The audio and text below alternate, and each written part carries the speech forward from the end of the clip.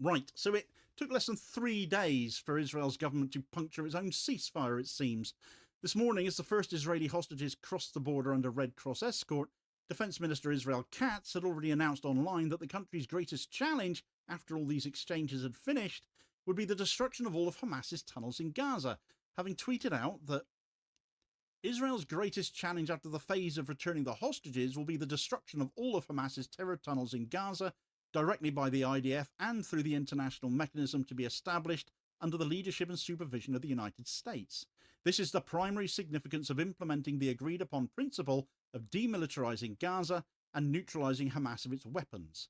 I have instructed the IDF to prepare for carrying out this mission. So you've just declared to the world that you're going to start pounding Gaza again when you've got your hostages back then. That's the inference, right? The ceasefire, brokered by Washington under the revived Trump framework, forbids Israeli offensive operations inside Gaza. Katz's statement, therefore, wasn't commentary. It was an order that directly contradicted the agreement he was meant to be upholding, that Netanyahu has signed. The Post is a confession of intent to break the truce, broadcast in real time, broadcast ahead of the releases even. So what are your thoughts on the role of Epstein and the Epstein files and Epstein's history in potentially in the U.S.'s treatment of Israel? When you look at Trump and his behavior towards Israel, and you look at his behavior before he became president, there's good reason to think that the Israelis have the goods on him, and that they've made it clear to him that if he gets tough on Israel, they'll reveal certain things. One also can hypothesize that given his very close relationship with Jeffrey Epstein, and the fact that Jeffrey Epstein recorded so much of his interactions with other people and those other people's interactions with young girls and with young women, that maybe there's something there.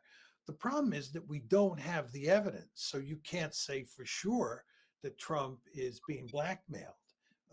But there is enough circumstantial evidence that one has the sense, and I'm choosing my words carefully here, one has the sense that that may be the case. And then the final point I'd make to you is, I find it quite amazing the extent to which both Democrats and Republicans are unwilling to release the Epstein files. You really wonder what's in there. I mean, they just do not, whether you're talking about Democrats or Republicans, they just do not want those files to see the day of light. So, first of all, hope you've been having a lovely time at the World Transformed. Looks like you've had a really good time. And I just want to say, first of all, it's a partisan interview. I'm not pretending it's anything but our mainstream media puts on a right-wing framing. It's our job as alternative media to put on a left-wing framing, so just before we start. So, this morning you did a panel with Zara Sultana on red-green alliances and how the left can keep pressure on the right wing, keep the right wing on the defensive, so to speak. How did you feel that panel went? It went really well. I knew that the audience or the crowd were going to be warm to me, but I was surprised kind of at the overwhelming sense of how excited people are about me and more widely the Green Party. I think people were really happy to hear that I have no intention of sparring or having any difficulties with either Zara Sultana or Jeremy Corbyn. They're two people who I respect them a lot. I respect their politics a lot. I do think, the Green Party have just hit 15% in the polls. That's our highest ever this century. By the time we've done this interview, I don't know when, or maybe in the next few days, we're going to hit 100,000 members. When I became leader, I think, or when I launched my leadership, it was around about between 50 and 60,000. So the membership has pretty much doubled in the last couple of months. And right before Ben-Gvir came on, David Adler and I, the other Jewish male member, we were approached by IDF guards, and they said, "Are you're Jewish, right?" And we're like, "Yeah." And they picked David and I up, moved us to the back corner. They made us stare at the Israeli flag for an hour while asking us questions like, "Do you speak Hebrew?" And we're like, "No." And they're like, "Oh, you're a fake Jew."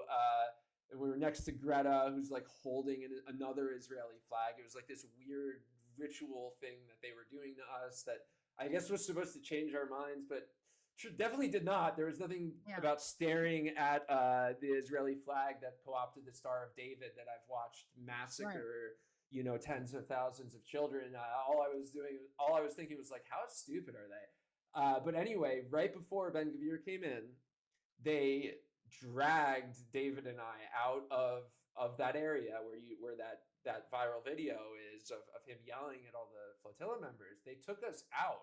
We were sitting outside back to back.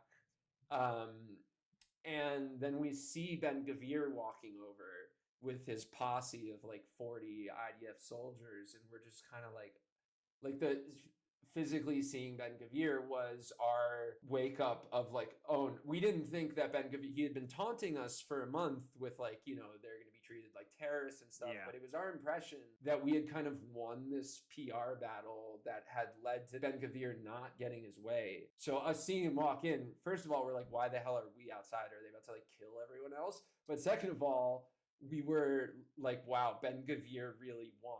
We're getting the Ben-Gvir proposed treatment, which was horrifying to think about. And then after he did his little camera op, like yelling at everyone, calling them terrorists, that only lasted 10 seconds because people started yelling at him. They then took David Adler and chanting like "Free Palestine." Oh yeah, Yasmin Akar.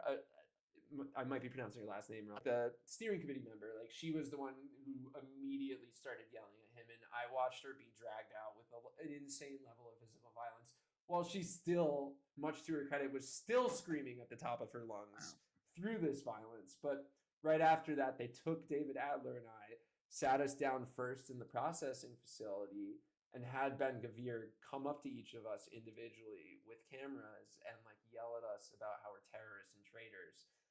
And I think our reactions were so negative that they chose not to release the when I got out, my first assumption was like there was going to be this viral video of Ben-Gvir yelling at me, and it just doesn't exist. And I think that's so funny because it just, you should ask for that video. Israel, if you're watching this, please release it. I would love it for my content. It was such an honor to be called a terrorist by someone who I think in history will be reflected as one of the world's largest terrorists in human history. So thank you, Ben-Gvir, and thank you, Israel. Right, so Israel is living through an exodus of its own making, it seems. According to data released by the Knesset's Research and Information Center, since 2020, around 146,000 more Israelis have left the country than have returned to it. In 2023 alone, more than 80,000 people emigrated permanently. The report categorises this trend as a strategic threat, warning that the flight of young professionals, academics and skilled workers is weakening the state's social and economic core. A May 2025 survey by Haaretz also reported that 4 in 10 Israelis were actively considering leaving the country altogether. Protecting Israel at any cost until there is literally nobody left living there. Is that what we're actually beginning to start and see? Well, Ben Gurion Airport's departure hall has become the mirror image of the Kerem Shalom crossing, for example, where aid trucks are still waiting for Israeli clearance. One funnels citizens out of a nation they no longer trust and no longer want to live in, and the other keeps food from entering a territory it controls. Both scenes define the reality of Israel, though, doesn't it? Movement restricted by the same state that claims to safeguard it. These departures are not driven by fear of rockets, though. They're the product of fatigue and disbelief. The belief that Israel was exceptional, democratic and secure has given way to a darker recognition that is becoming more and more prevalent amongst more and more of the people living there. That the state is now defined by permanent war and moral disintegration instead. That the government has no plan to halt the trend because it cannot fix what it has broken. Netanyahu has no interest in ending a conflict that keeps him in power, as he looks around for the next opportunity to collapse the current ceasefire. Israel continues to describe its operations as self-defense, but fewer and fewer people are buying it anymore, and that includes very much the people living in Israel. The Israeli public has been told that its destruction is necessary for national safety, for national security. But increasingly, citizens are deciding that the price is unbearable, that living inside a state built around siege has become its own form of imprisonment. Party have hit 15% in the polls for a second time, proving that the Find Out Now poll wasn't an outlier. This time it's for YouGov. Polling shows Reform on top with 26%, Labour on 20%, and the Find Out Now poll had Labour on 15%, whilst Reform were over 30%. So that previous poll showed a huge lead for Reform, and lots of votes going from Labour to the Greens. So even though many were encouraged to see the Greens polling above Labour, the concern was Reform was so far ahead. And I think this polling seems much better because despite the fact that the Greens are still on 15%, they're on 15% on Find Out Now, 15% on this one, Reform don't have as big of a lead. Now, having 2 consecutive polls with the Greens on 15% shows real support, right? Other polling has had the Greens on around 10, 11% for months, and they are consistently hitting record highs. And the fact that they've now got more members than the Conservative Party, I think they've got 130,000 now. Zack Polanski's leadership is doing exactly what he promised, exactly what we expected him to do, right? We said the Greens and the left need far better comms, need more aggressive leadership, and he's basically proving our point. And they're getting it. In fact, the Greens held a press conference today in Swindon as 2 Labour councillors defected to them. They didn't just tweet about it, they invited the media to talk about it. The Green Party is having a moment though. Since I was elected a month ago, our membership has increased now by 85 to 90%. It's going up a few thousand every single day. We've just hit 130,000 members. Yes, very much. That's quite right. And we're hoping that any day soon now we will have doubled our membership in just under 2 months, which is pretty phenomenal. And I think the reasons for this are pretty obvious, but I'm going to spell some of them out. Very often it doesn't feel like anybody is leaving the Labour Party. The Labour Party has left them. And actually the Green Party, everyone has always known, has cared about the environment and protecting the planet and reducing emissions. We live in one of the most nature-depleted countries in the world. But there's no environmental justice without racial, social and economic justice too. And what the Green Party are doing is absolutely centering the cost of living crisis at the heart of everything that we do. People in this country, and I know particularly in Swindon, are tired and exhausted where wages have not been increasing, the cost of living has been getting more expensive, and people are being priced out. And lots of people voted for Labour expecting change, but what they got in Keir Starmer was not change, and where it is change, it is often something worse. From the 2-child benefit cap, which is pushing lots of children further into poverty, to the disability cuts, and of course the ongoing genocide in Gaza. I'm delighted to be introducing Repi Begum and Tom Butcher to the Green Party, along with Ian, of course, who's also defected, so that makes a group of 3 in Swindon. I know people are incredibly excited about this.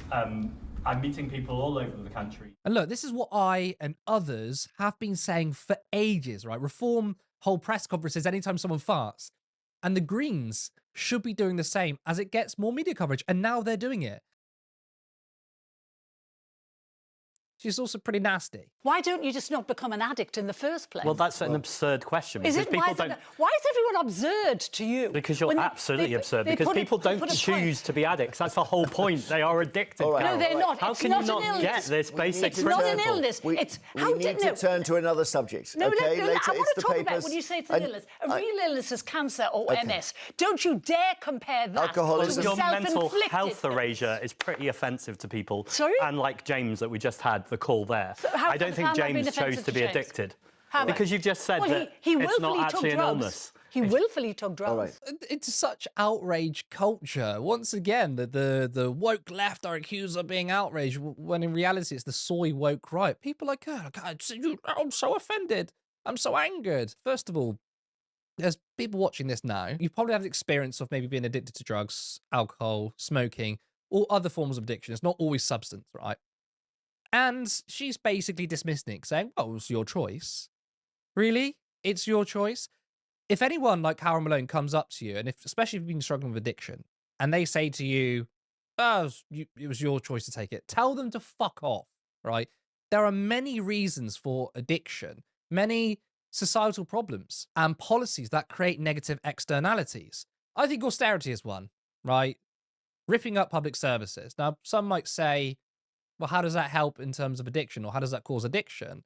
Well, first of all, I think that the only defense against addiction we have now is like the last resort.